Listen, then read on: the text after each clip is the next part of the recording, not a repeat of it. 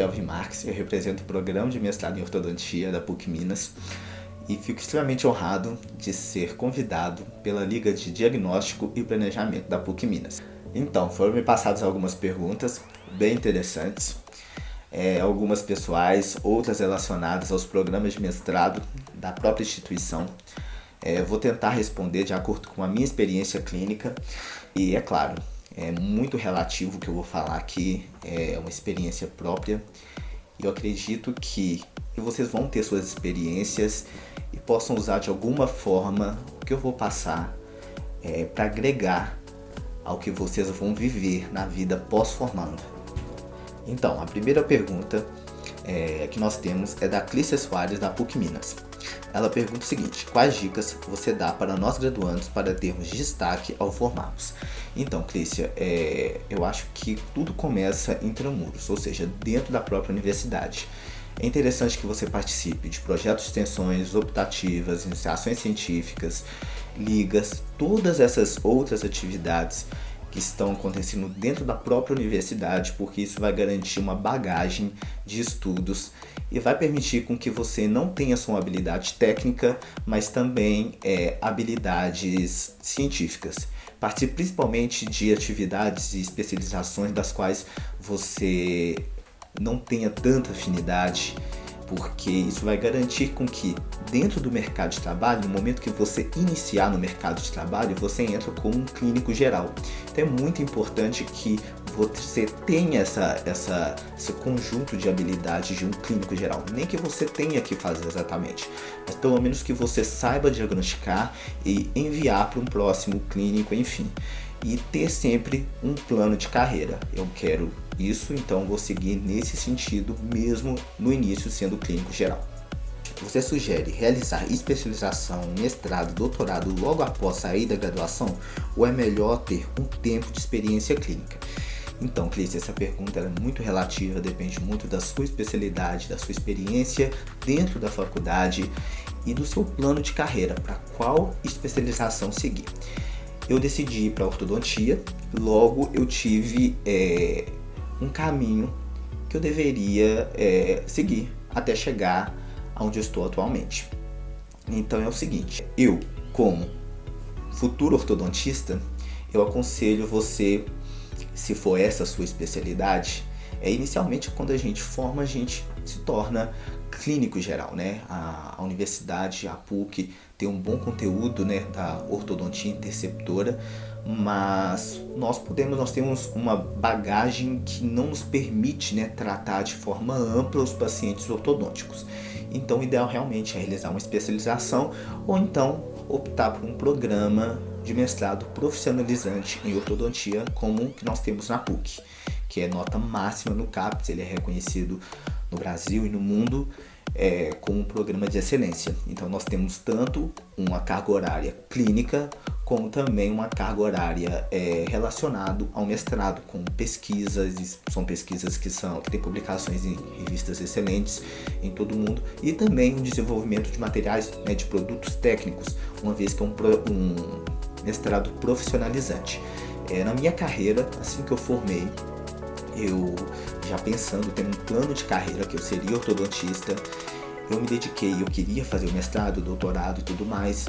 Eu me dediquei inicialmente fazendo um aperfeiçoamento, tendo um conceito básico da ortodontia interceptora, mas eu tenho colegas de turma que saíram da graduação, fizeram a prova de seleção e já entraram no mestrado. E eles dentro do mestrado tem um processo de nivelamento, então nós estamos todos com o mesmo processo de aprendizagem lá dentro. E eu aconselho que Kelvin, no momento que eu saí, sabendo que eu queria um mestrado, eu tive a oportunidade de trabalhar como professor para técnico de saúde bucal. Posteriormente eu trabalhei em clínicas como clínico geral e depois eu vim a trabalhar numa clínica como, digamos, auxiliar de um ortodontista. Não é um auxiliar, mas são vários ortodontistas, aprendizes de ortodontista em aperfeiçoamento em ortodontia, que é sendo coordenado por um ortodontista. Então ali a gente pega um pouco do conhecimento e das práticas dentro da ortodontia de uma forma muito, muito, muito leve. E aí posteriormente eu tentei a prova da ortodontia. E aí, no meu caso, eu tive a sorte de fazer um mestrado profissionalizante, onde eu tenho agora.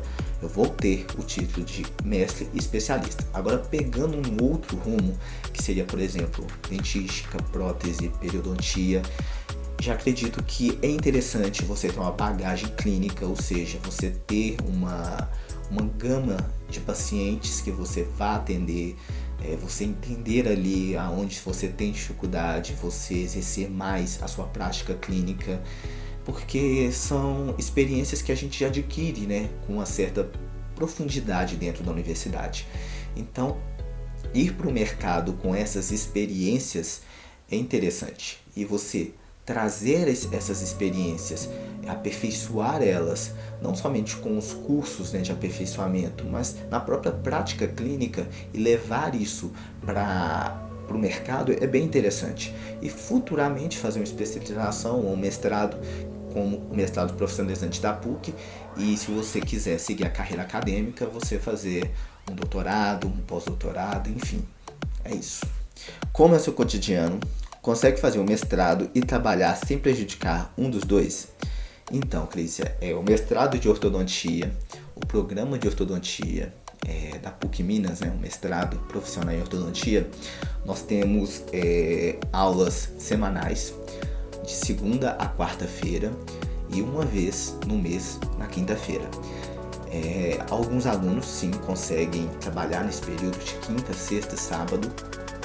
Depende muito, né, da sua área de pesquisa, da sua dedicação dentro da área de pesquisa, mas existe sim essa flexibilização em torno dos horários, então é muito bom conversar com o orientador acerca de como são seus horários para definir um bom projeto de pesquisa de tal forma que não atrapalhe você. O meu projeto de pesquisa ele é bem flexível, então eu consigo sim realizar atividades nesse período de tempo. Então é tranquilo, não é algo que seja tão pesado. Claro, você tem aulas durante todo o dia, e nesses dias que eu citei, tem conteúdo teórico, conteúdo laboratorial, conteúdo prático. Isso é enriquecedor, eu acho que é um dos diferenciais do programa de mestrado da PUC Minas, que é essa carga horária. Então é basicamente isso. Em relação aos outros mestrados, eu não tenho um conhecimento muito aguçado. Eu diria o seguinte: os outros mestrado acadêmico, pelo que eu tive de feedback de alguns amigos que já fizeram ou estão fazendo, eles têm uma carga horária que é mensal. Então eles vão uma vez ao mês, o mestrado acadêmico, né? Eles vão uma vez ao mês e tem as aulas, né? E eles se dedicam à pesquisa. Isso provavelmente vão ter, né, outros mestrandos respondendo vocês, e eles vão poder falar e aprofundar um pouco mais em relação ao mestrado acadêmico. O mestrado profissional em ortodontia também tem suas peculiaridades. Eu acredito que a Liga também vai convidar algum deles para tentar explicar um pouquinho da rotina deles, que também é um pouquinho diferente da nossa. A próxima pergunta é da aluna Marcela Andrade Amaral, da PUC Minas, e ela pergunta qual foi sua maior dificuldade depois de formado.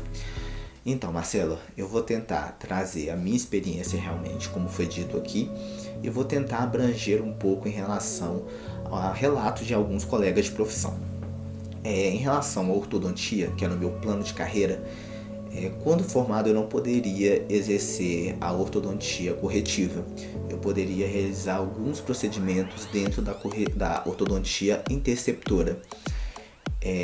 E eu queria realmente fazer ortodontia corretiva, então precisaria de fazer uma especialização ou mestrado, o programa de mestrado em ortodontia da PUC Minas. E então essa foi a maior dificuldade que eu tive, não poder realizar a ortodontia propriamente dita. Em relação a alguns colegas meus de profissão, também foi um pouco disso, de não conseguir expressar a sua realidade, né? Por exemplo, dentro do implante, não poder fazer o implante, ou então dentro da cirurgia, não poder fazer a cirurgia traumatologia bucomaxilofacial, não a cirurgia oral menor. Então acho que muito vai de encontro a essas dificuldades, a esse plano de carreira que nós temos e queremos, né, exercer logo após formados. Como foi o processo de enriquecimento do seu currículo? Então, Marcela, eu comecei logo na graduação, em optativas, eletivas, iniciação científica, projetos de extensão. Então, todas essas atividades elas enriquecem o seu currículo. Participei de congressos e tudo isso vai realmente, não somente trabalhando no seu currículo, mas aguçando o seu cientificismo e até mesmo sua técnica lá para a prática profissional. Dentro do mestrado, os programas de mestrado, você vai ter uma inspiração e vai ter como se fosse uma força motriz para produzir mais artigos, produzir produtos, né, técnicos, científicos, como elaboração de vídeos institucionais, enfim. Então isso ajuda também a contribuir para a formação do seu currículo. Você ir em congressos internacionais, participar de eventos de grande escala, então estar dentro de laboratórios nos quais você vai estar realizando pesquisas com renome, e eu acredito que seja isso. Pós-formando, você fez alguns cursos, trabalhou em clínicas particulares ou já foi direto na decisão de fazer mestrado em ortodontia? Então, logo após formado, eu fui direto para trabalhar, né, com as clínicas, entre clínicas particulares, onde eu ganhei uma experiência profissional dentro dessa área clínica, mas juntamente eu fiz o aperfeiçoamento em ortodontia. E dentro da graduação eu fiz uma atualização em ortodontia que foi disponibilizado para alunos no 9º e 10º período, lá na UFMG. Então eu fiz esses 2 cursos na UFMG. Depois me preparei para passar no processo de seleção do mestrado profissional em ortodontia, no qual eu estou hoje. Então basicamente foi dessa forma, foi a minha caminhada até chegar na ortodontia. Desde a graduação, você já desenvolveu projetos de pesquisa científica na ortodontia ou em alguma outra especialidade? Então, Marcela, desde o primeiro período, eu já estava mega envolvido com as áreas do ciclo básico e, é claro, as áreas também eu já tinha em mente algumas áreas profissionais da odontologia que eu queria seguir. Dentro da área básica eu gostava bastante de bioquímica e patologia, então eu me envolvi já de imediato em iniciações científicas nessa área e de certa forma elas contribuíram para um enriquecimento profissional dentro das especialidades da odontologia. E hoje eu vejo, por exemplo, que existem pesquisas do biologia do movimento dentário, que envolve a bioquímica, envolve a biologia molecular, a histologia. Então, esses projetos de pesquisa nos quais eu fiz ajudaram bastante nesse meu ingresso dentro do programa, também como no processo, né, de construção do meu projeto de pesquisa. Então, a próxima pergunta é da aluna Rafaela Raposo, da PUC Minas. Ela pergunta o seguinte: como você conseguiu a bolsa? E a partir de qual período você viu que se encontrava na ortodontia? Então, Rafaela, dentro do mestrado profissional no programa do mestrado de ortodontia e implantodontia, você encontra essas informações no próprio edital.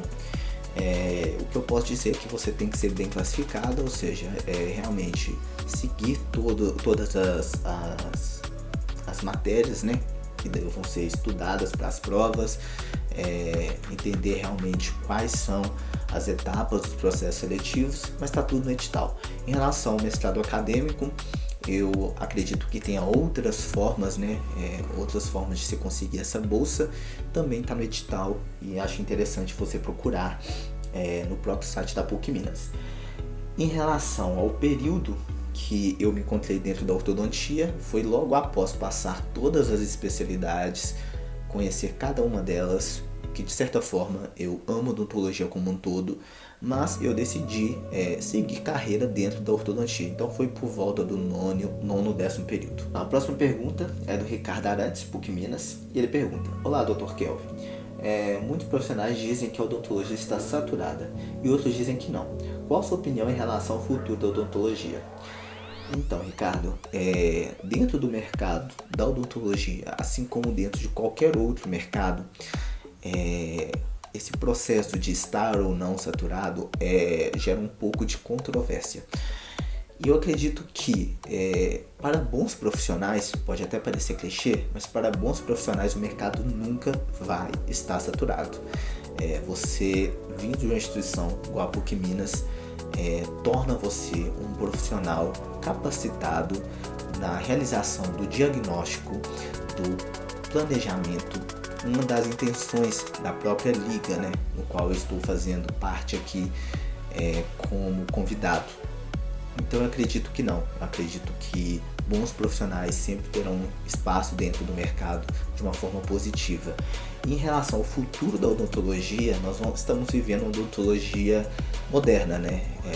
Estamos tendo várias outras formas de tratar o paciente, então isso vem contribuindo para que os dentistas que realmente vão a congressos, se atualizem. Esses são os dentistas que vão se diferenciar dentro desse mercado. A próxima pergunta é do aluno André Gomes Nogueira, da PUC Minas, e ele pergunta o seguinte: olá, Dr. Kelvin, com uma demanda cada vez maior por estética, quais tipos de aparelhos ortodônticos têm disponíveis no mercado? Os alinhadores são os melhores? Qual a sua indicação? Ele é melhor que os aparelhos convencionais com metal? Então, André, dentre os aparelhos estéticos, nós temos os aparelhos cerâmicos e a ortodontia lingual. E temos também os alinhadores. O que é importante entendermos é que nós, ortodontistas, não oferecemos aparelhos, nós oferecemos tratamento. E dentro do tratamento, o paciente recebe um plano desse tratamento. E dentro desse plano, nós oferecemos os aparelhos disponíveis. Então, qual seria o melhor aparelho diante de qual situação? E o paciente tem que entender que tem aparelhos que têm certas limitações. Por exemplo, os alinhadores. Ele tem certas limitações e essas limitações vão ser passadas para os pacientes. Não vão ser todos os tipos de maloclusões que vão conseguir serem resolvidas por alinhadores. Então, alguns tipos de maloclusões vão conseguir ter melhor resolução com determinado aparelho. Então, isso vai ser uma conversa entre o ortodontista e o paciente. Assim como eu posso fazer uma comparação, um profissional da dentística oferecer resina ao invés do tratamento. Ou seja, tratamento restaurador. Ele não vende a resina, ele não oferece a resina para o paciente, ele oferece a restauração.